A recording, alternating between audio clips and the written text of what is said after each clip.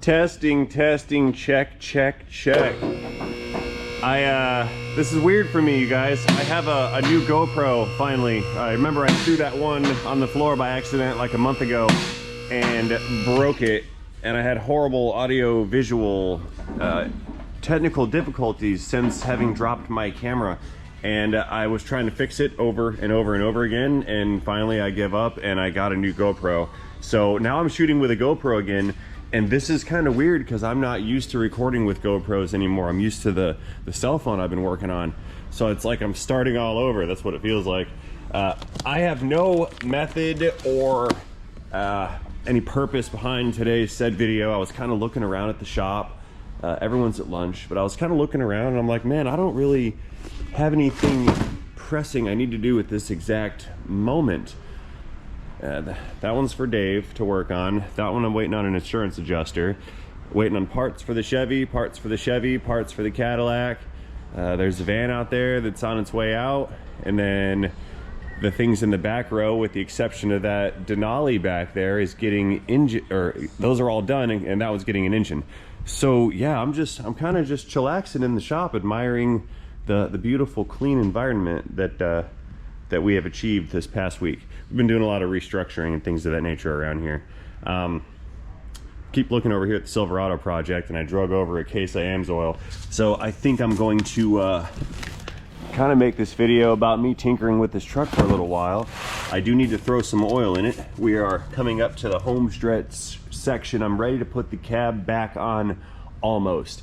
I have received a replacement set of stainless steel up pipes for the exhaust out back from the manifolds up to the turbo, and I'm waiting on one more pipe and a bracket to show up, and as soon as that shows up I can bolt it on, we can put the exhaust pipe back in, and then the cab's ready to go back on.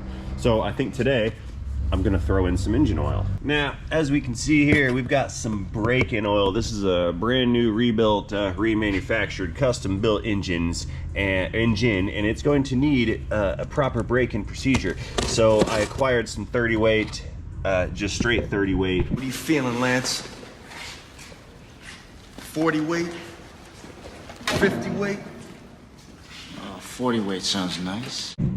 Break-in oil. It is a high zinc formula with a high ZDDP content, and it has no friction modifiers because we want certain kinds of friction in certain kinds of places so we can break in the piston rings. Come here, you. I think I just doxed myself. Anyway, so I got I should have 14 quarts, but I'm only counting 12. I believe I'm a couple quarts short here. Maybe that'll show up in the mail later on. Anyway, 12 quarts of some Amsoil break-in oil. Not sponsored, this is just what I sell, and that's what I use. So that's what's going in it. All right, 30 weight Amsoil break-in engine oil time. This is only gonna remain in this engine for a remarkably short period of time. There are some break-in instructions that I received from the vehicle manufacturer, or the engine manufacturer, the guy that rebuilt it, and I'm gonna follow those instructions to a T using a high ZDDP break-in engine oil formula. That's what the instructions said. They didn't specifically say Amsoil because you can get this stuff all kinds of different places, but this is what I bought. I'm pretty sure I'm gonna be shy on the fluid level with just 12 quarts here. Text message. I'm pretty sure I'm gonna be high with the fluid level with just the 12 quarts. Yeah, if memory serves, factory capacity is like 10 quarts, and then that oil pan that I have on this engine supplies an extra 2 quart capacity, and then that Banks engine oil cooler, I think, has a slightly larger capacity as well. So we're itching up way past the 12 quart mark. Regardless, if I can get some oil in this thing, we can jump the starter over maybe and try to prime the oil system before we go to fire this up one day, just to get all the fluids circulating around and whatnot. Yeah. Finally at the point where I'm putting in engine oil. And look here, look what else I've done. This is an interesting little twist of a plot. I got you guys watching a non-oil change. Like y'all used to complain about me doing oil change videos. Now it's not even an oil change video. It's just me pouring oil into an engine video. That's epic creativity right there. Artistic perfection.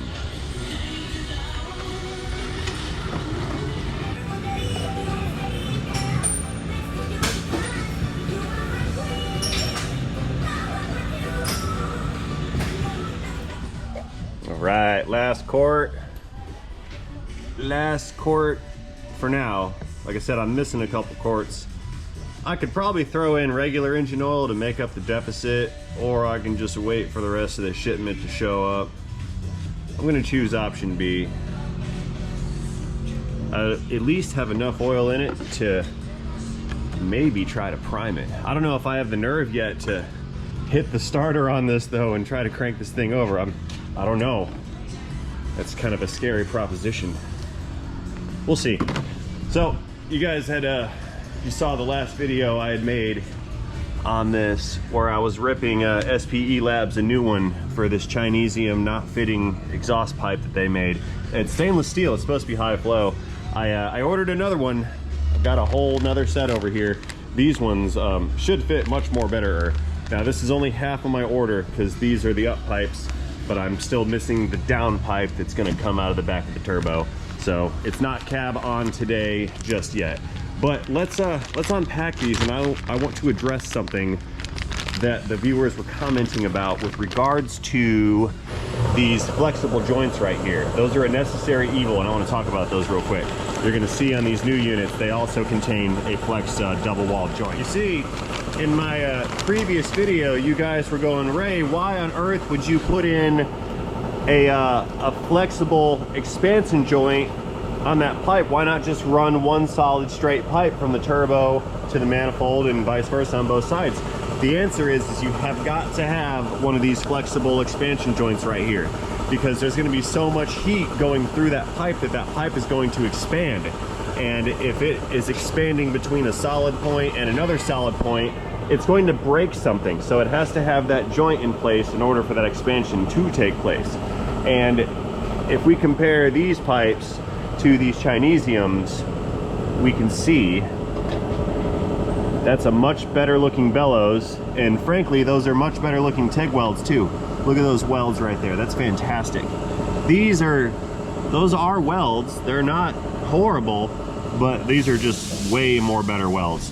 Anyway, let's get one of these guys mocked up, and we're gonna check the fitment and see if these domestically sourced components are superior or inferior to the Chinesium sourced components. All right, so I've got a couple new gaskets. They came with the pipe, and I've got my ARP 12-point fasteners here, the non-stripped out ones. We're on the right rear corner, and I've decided to not header wrap these guys the way I header wrapped the other ones. But here's our moment of truth right here. Check this out. That's a nice flush fit. We're not touching the cylinder head, and a nice flush fit up here at the turbo. That fitment is fantastical, much more better. Let's grab the old pipe, the old new one, and see how that one fits up here. Okay, here's the other new replacement one. We can see it's the same shape-ish. Let's set this one up against the turbo. Okay, so we're flush here. See the bolt holes lining up? Look at that. Look at that horrible fitment. That's in line, both bolt holes. Right there, see, all three of them actually. And we're no good. Bad fitment, and it's touching the cylinder head right here. So our Chinesium jig, when they built the first one, was probably accurate, and then they built 1,000 more of them, and as the jig or whatever wore, they ended up with that huge discrepancy in size. And people are trying to bolt this stuff onto their trucks. Unbelievable. Let's take this side off. Actually, no, backtrack, Ray. Let's put this side on first, just to get her done, and got her did, and all that good stuff. Okay, gasket, pipe, flange alignment beginning. Let's throw a couple bolts in it. This is the turbo side. That bottom one right there.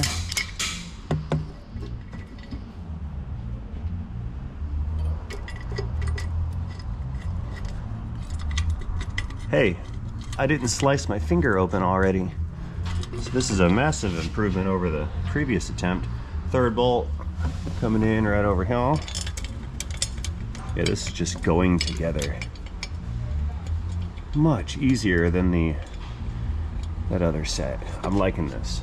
Almost there. I'm getting so excited, you guys. I want this truck to be done. I need this truck to be done. I have trailers all over Manatee County that I need to go and fetch. I have to move some equipment. I got a lot of stuff to do. I'd like to go to the landscape place and get some gravel. Can't do that. I have no truck. I need a truck. There we go. And numero tres. Look at that. They all three just go right in there. It's beautiful. Speaking of beautiful, what are you doing, baby? I saw you lurking. You headed home? You headed home? Yes. Yeah, or to do the afternoon stuff? Afternoon activities. Go do the activities. I'll wait here, okay? All right. See you, darling. Check you later.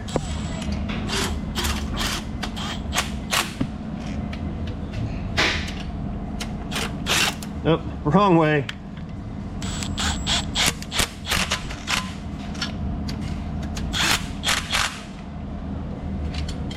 That's pretty. Look, no interference. Everything fits.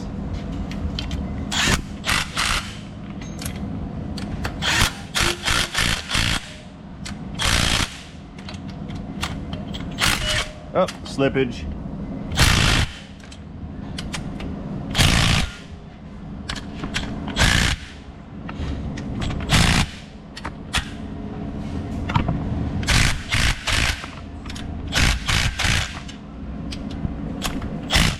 Good compression on that gasket.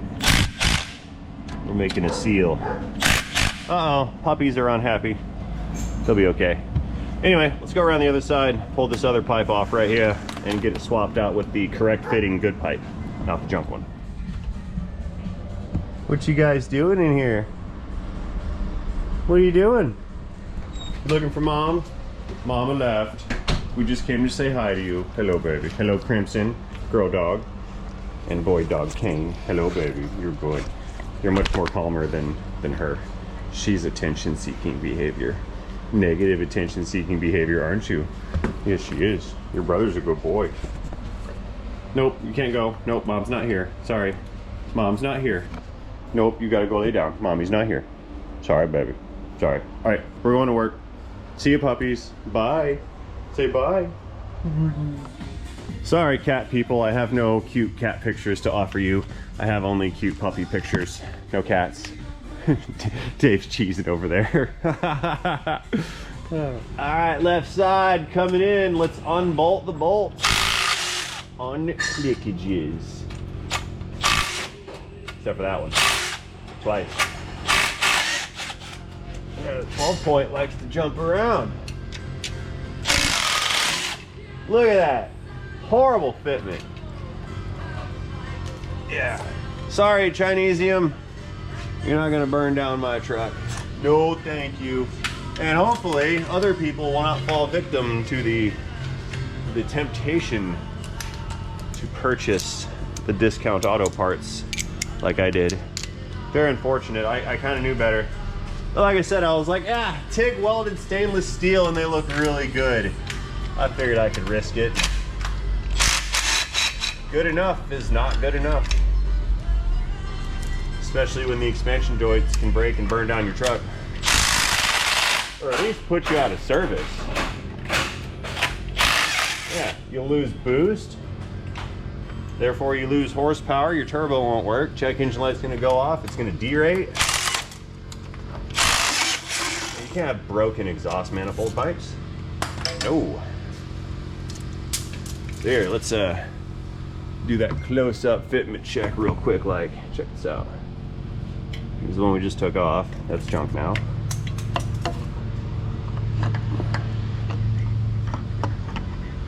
Horrible fitment. It runs into the head. Big old gap right there. No bueno. Set that aside. Don't need you.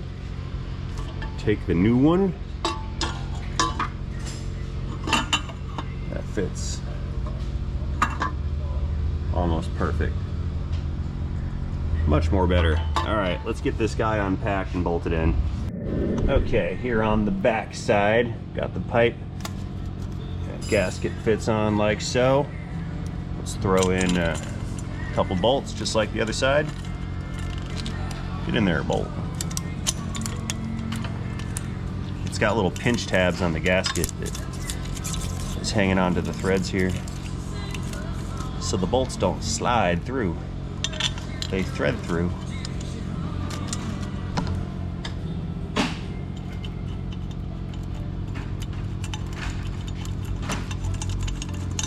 Okay. Set this up right here on the turbo.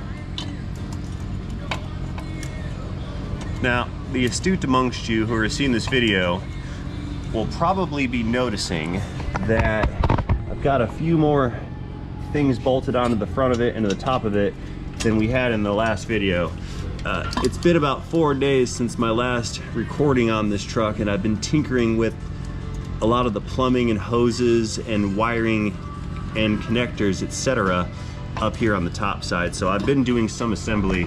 I can't really say it was very film worthy because it was a lot of tinkering that just took a lot of time. We're just routing wires around and putting on little bolts and little bolts here, running the harnesses, making sure it all fits. It was not a conducive environment for filming, so I did not record any of that. If you wanted to see that, I'm really sorry. I couldn't have done it. It was hours of work. Believe me, if I had recorded all of the actual work time on this, it would have taken like 90 videos. Yeah, if I took the hours, about 120 hours worth of working, that'd have been maybe 100 hours worth of filming, which would have turned into 80 to 90 hours worth of actual edited videos. Yeah, I don't think you guys would have stuck around for 90 hours of Duramax bolt installations. I don't know. I mean, I got you to stick around while I poured a bunch of engine oil into a fill cap. Huh. Impact coming in. Here.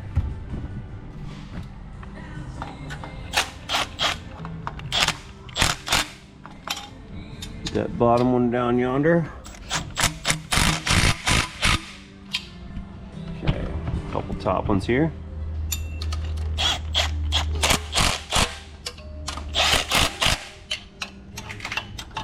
Ah, I can't reach that last one. Back to my extension.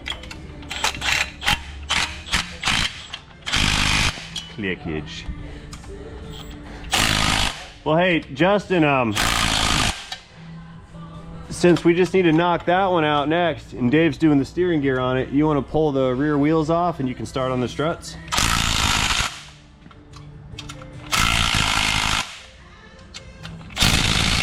There we go, maximum clickages. Very nice. Look at how that bellows expansion joint is not twisting or binding or anything of that nature. Neither is that one. They're both straight ahead. Quality does not cost, it pays. That's how it is. Beautimous. All right, well, I can throw these pieces of junk from Spee Labs or whoever away. It's a waste of time and money and effort and all that good stuff. So these are junk, get rid of those guys. Next, ooh, I had a special order set of parts that I also needed to install.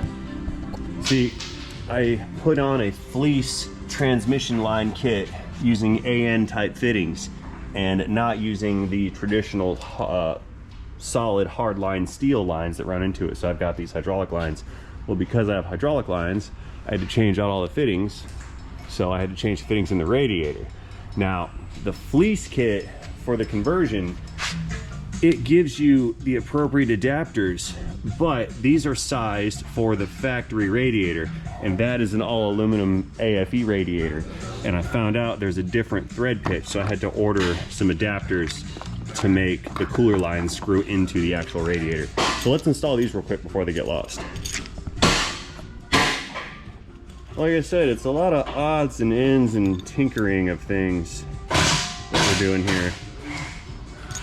This is that final stage. Yeah, see the threads on this AFE aluminum radiator are slightly different than the factory guys. Get this screwed in real nice like. Pretty quick. And the other one, that's up there. Hang on.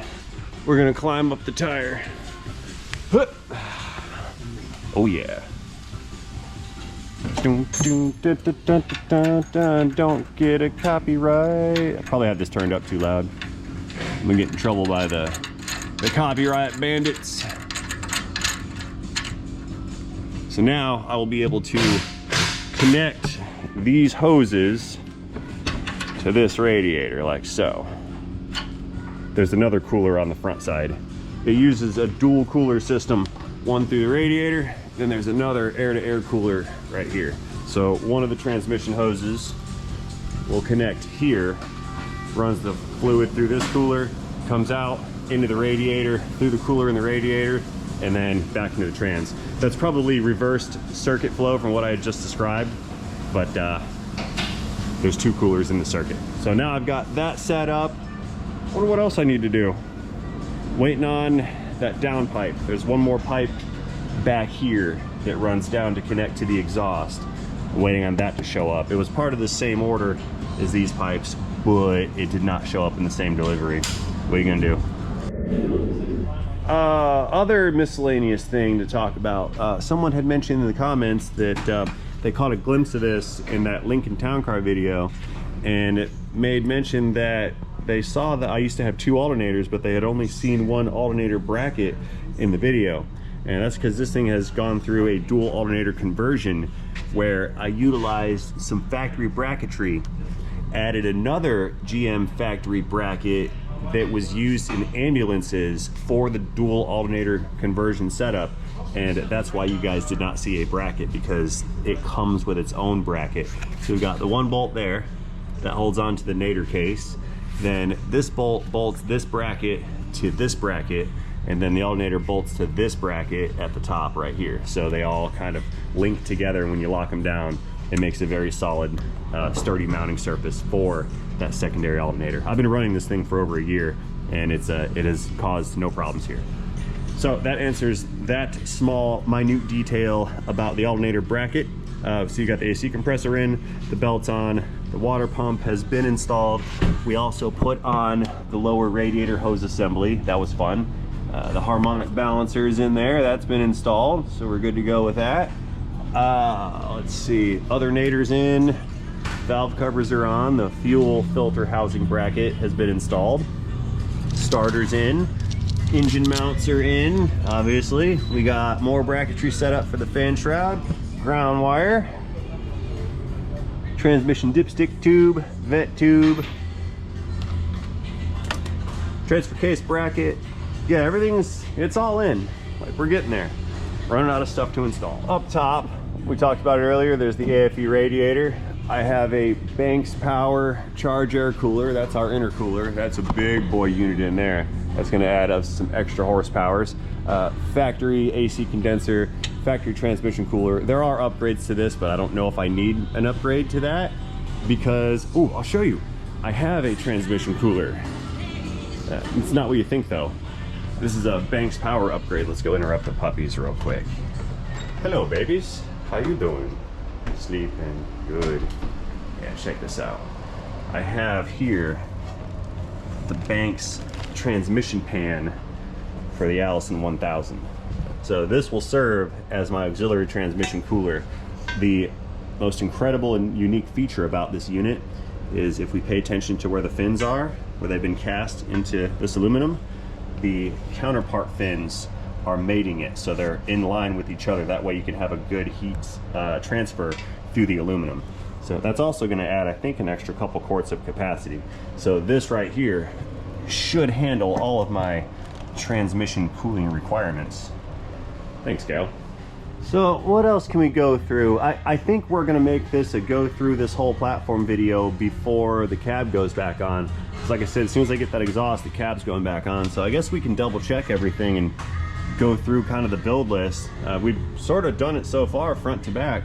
So I guess we can move on to the cab mounts. Those guys are being replaced because the original rubber ones were falling apart and all squishy. I've got a rubber transmission mount back here. That was fun to find for an Allison transmission. I got it from Energy Suspension. So that's been replaced. No more rubber, that's a synthetic. We have, going back a little further, we've got some synthetic mounts for the cross member that go to the front torsion key suspension system. We've also installed a 1 to 3 inch set of lift keys down below so I can adjust ride height, lift this thing up a little bit in the front. It's got an Amsoil dual oil filter bypass system. So basically we've got I think it's a 20 micron normal oil filter, then there's a 2 micron bypass filter. So what'll happen is as the engine's running and pumping oil, you got your regular filter here, it's gonna just produce its normal filtration.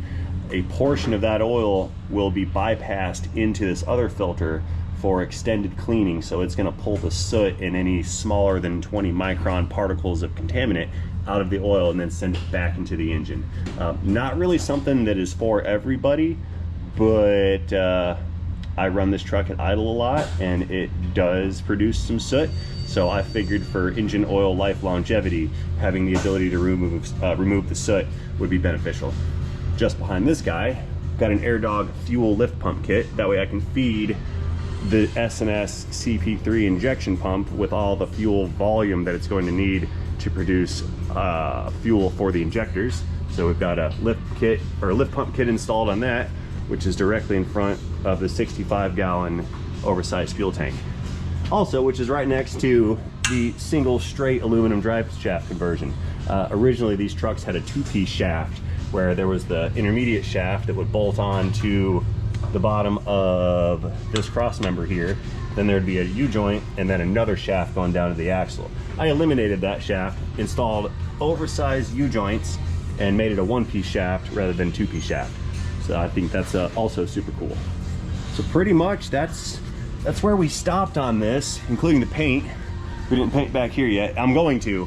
As soon as this thing can come out, we're gonna pull the bed off, finish painting the rear of the frame, and then we will have the cab and the rest of the body painted, and then I'll totally have a fresh brand new truck.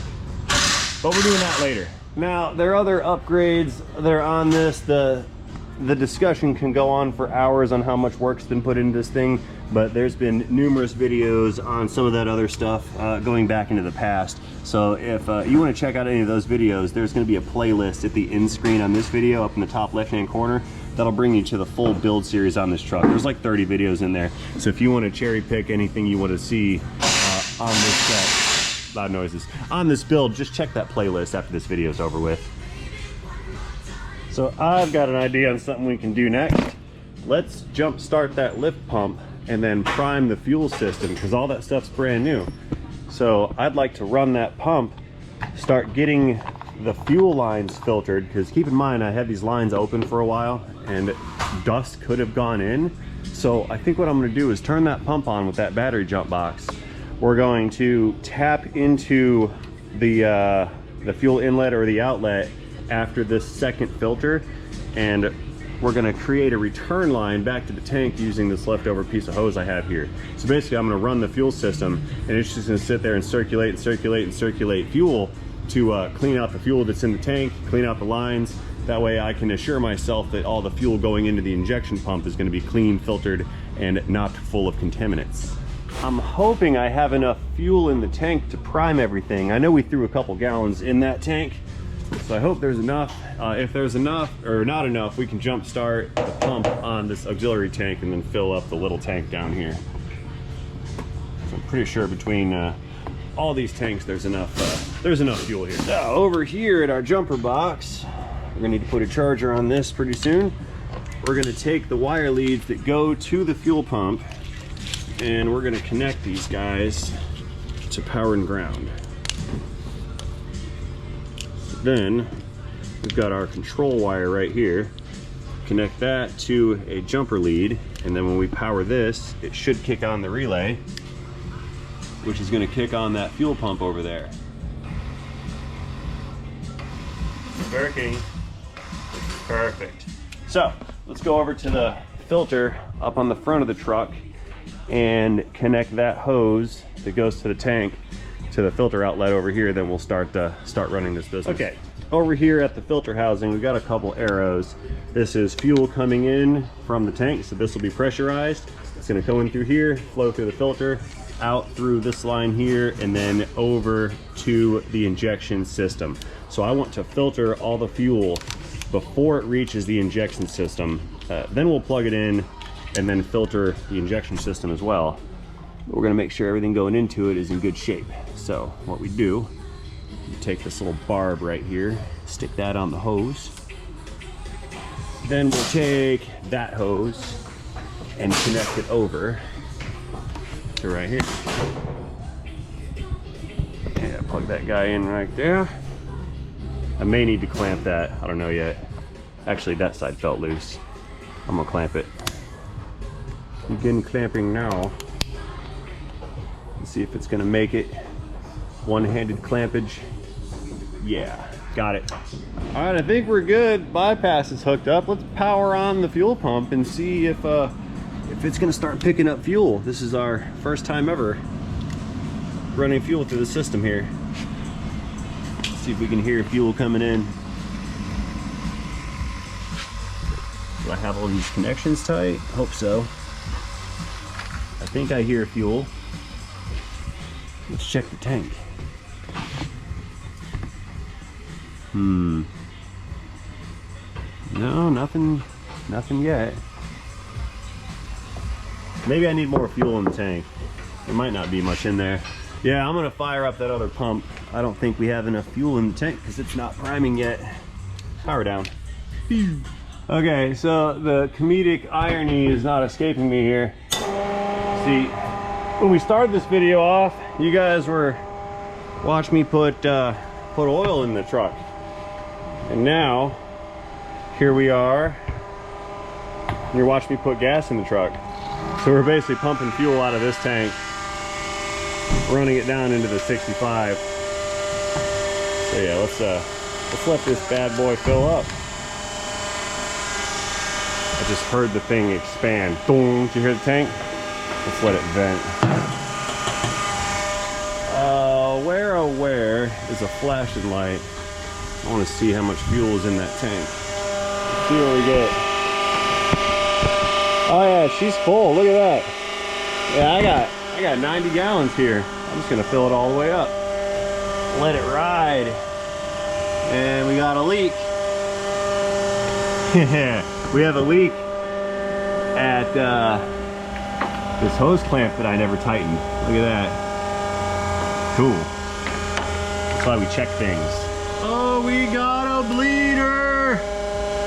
Let's get in there. Remember earlier when I did this job, I said I'll tighten this up later? Well, now is later. I need more extension. Oh, I think the tank's full.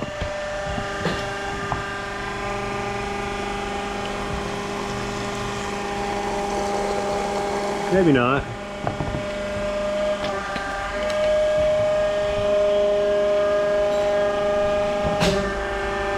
Maybe so. Or I'm dealing with that kink right there in the line that I haven't fixed yet. Whatever. Minor details for the time being. Let's tighten down the clamp. So we went from putting oil in it to putting gas in it to tightening a hose clamp. Riveting content. Truly riveting. But hey, at least we found the leak, right? There we go.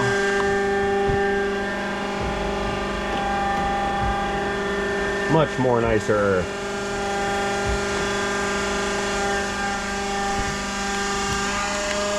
Yeah, it's not done yet. It's just pumping out faster than it's getting through that little bend. A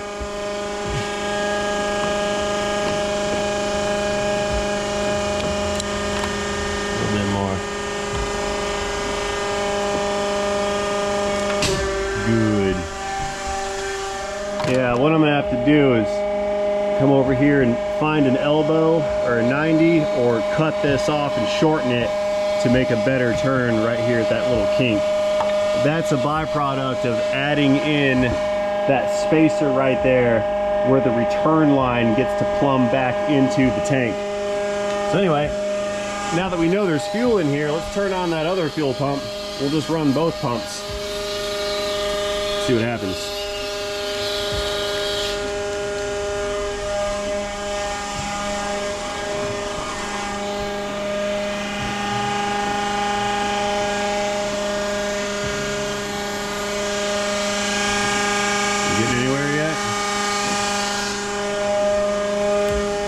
This one's running.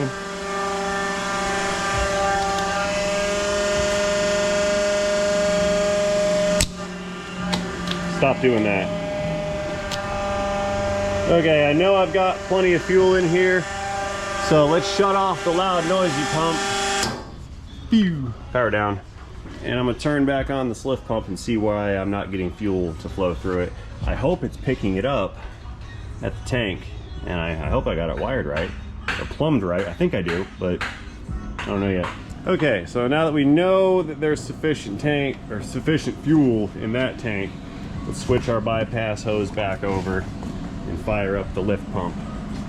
Let's see if it's gonna start pulling fuel or not. It should be self-priming. Put that on right there. Okay, we're running.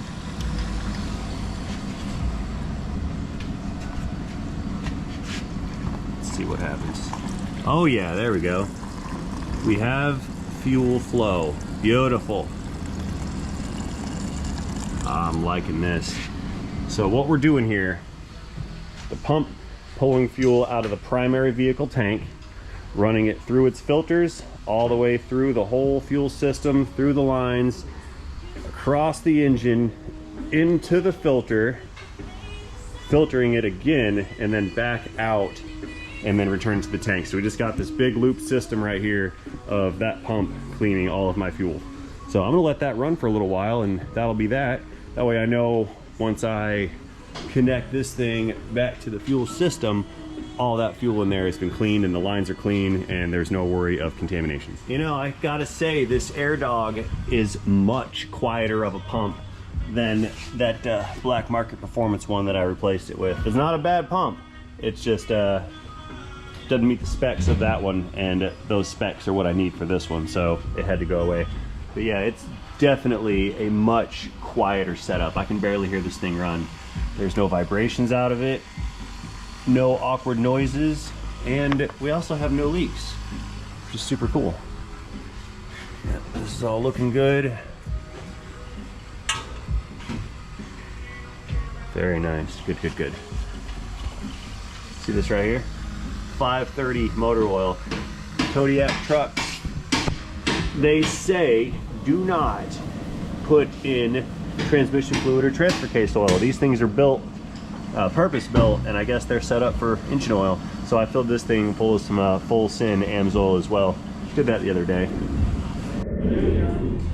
All right, let's go switch gears and do something productive. Let's go diagnose a miniature van. I got a familiar face here. This is the Chrysler van that Eric and I put an engine in, and it showed up on the tow truck today, and it's a no crank, no start. Now, we know it's not the totally integrated power module that is oh so common on these Chrysler products, because about a month ago I had sent the Tipum out for repair and had it repaired.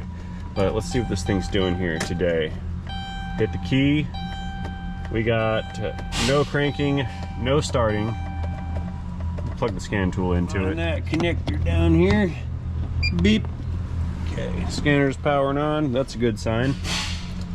Ooh, we got a transmission warning indicator, track control, check engine light, with 155,404 miles on the odometer, and it's yep, no cranking, no starting.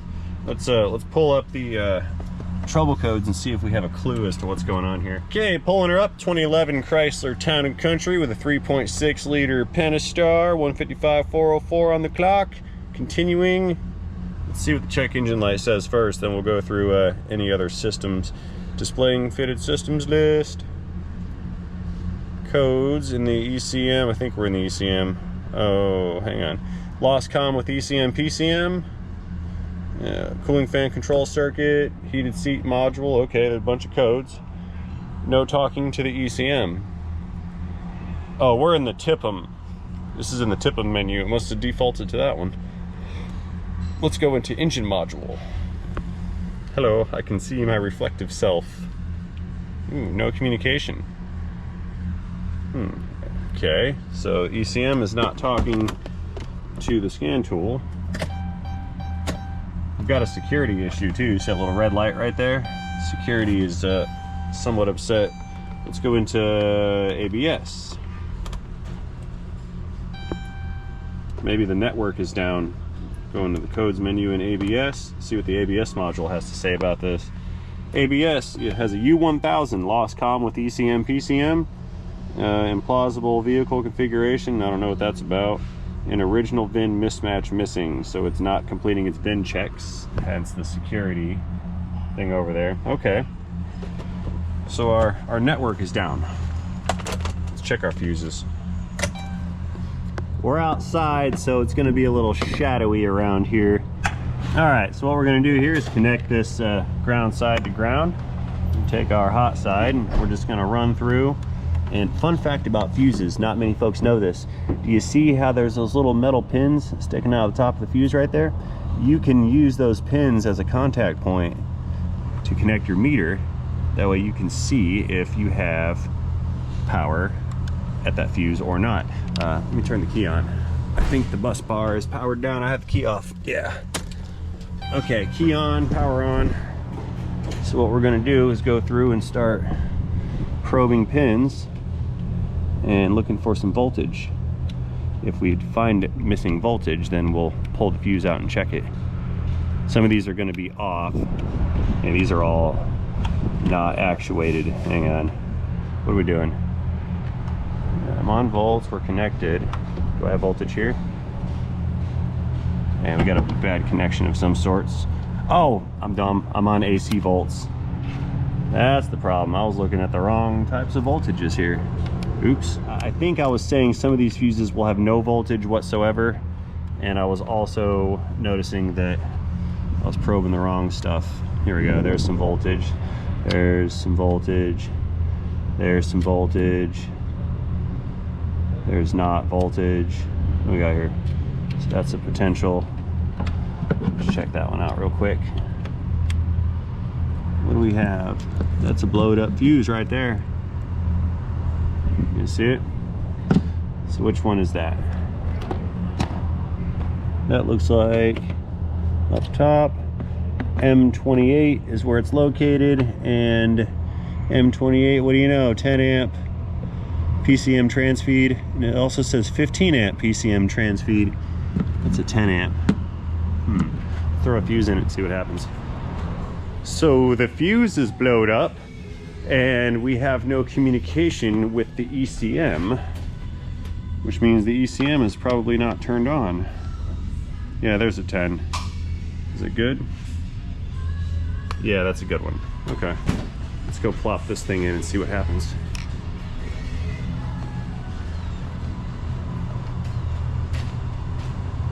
One 10mm. This came from another Dodge that we've changed out the TIPM in not long ago. I saved the fuses. Here. Tell you what, before I add power to the ECM, let's throw the key on the floor again.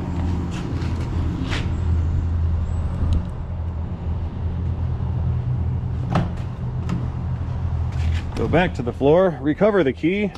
Ah, throw it again. Oh no, I threw it under the seat, you guys. That's terrible. What's wrong with me? Okay, hitting the key. And it runs. And okay. What's this problem? I hear clicking noises.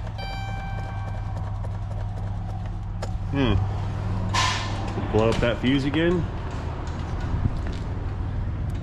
M28, right?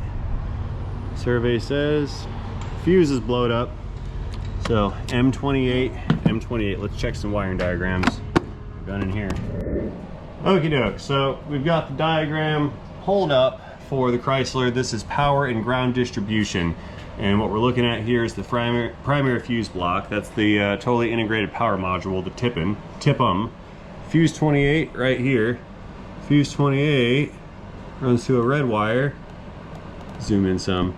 That goes straight to the PCM. There is one splice and it's just 2 wires. So we either have a intermittent short in this wire, or we have a failing PCM that's blowing up that fuse, or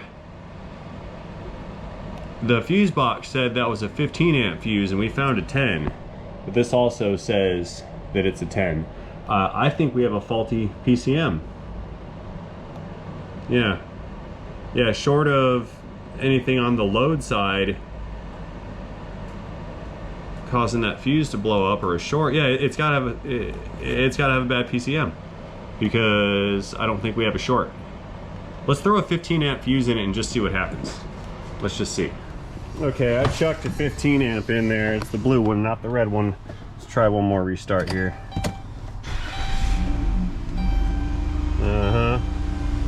It's alive. Let's see if we have communication with the ECM now, / PCM. I bet you it's got a faulty module. That's what we're gonna need here. This van just won't stop dying. It just keeps dying. I don't know why we have all those codes or lights. I'll do a master clear out of this thing. Yeah, I think I'm gonna have to get a computer for it. Might need to call up I Do Cars and get some more Chrysler parts. Anyway, let's go into the ECM, see if it's talking to us. It should be communicating because now the car is running. Let's see what happens in here. It might have no codes in it. Nope. Battery system voltage high. Oh, what? Charging system output high. TCM power input low. That needs to be looked into.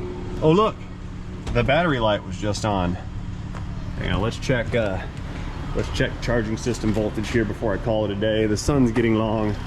We throw a meter on there and see what kind of voltage we're getting. Okay, real quick, let's see what our charging system's doing. I hear that alternator whining. 14.8. Yeah, that's up there a little bit. Let's put some loads on and see if we can't get that voltage to at least come down a little bit. Yeah, 14.9. This is almost 15 volts. No wonder it's blowing up fuses. Battery lights. Yeah, there it is right there. Yeah, I'm gonna throw a bunch of loads on. High beams, fan, AC, inside fan. Voltage came down, that's good. How about that battery light? Is that still on? Yes, it is. So I'll shut it down, restart it. 17 volts, get out of here. Okay, all done. Look at that. I need to shut it off before we blow up an ECM. Oh, whoa. 17 volts and it's blowing up ECM fuses. Okay, so we need an alternator. That's not the diag I expected to find. Maybe it needs an alternator. I need to check out the flowchart on these codes. Something's wrong here. Something's very wrong. Anyway, I'm shutting this guy down. We're all done. Like I said, the day is long and it's time to go. It's 5 past o'clock and I'm ready to rock and roll. So we're gonna come back to this thing later now that we know what's going on with it. I'd like to say that I realize this is a odd type of production today. I busted out the new camera, trying to get acclimated to using it again. I didn't have much content to kind of display earlier, so sorry about that. We sort of did a do-over on the Duramax, but we got the final tour before the cab goes on. I will make a video about the cab installation. No worries. So anyway, guys, having said all that, I have nothing more to offer on this particular video. We're closing up, we're going home. Thank you guys for watching. Let me know what you think about this video in the comment section down below. Is this a yay or is this a nay? Comment your opinions down in the comment section. You guys know what to do. Don't forget that like and subscribe button right down there. And most importantly, have a great day. See you guys later in a video, in a day, in a transmission.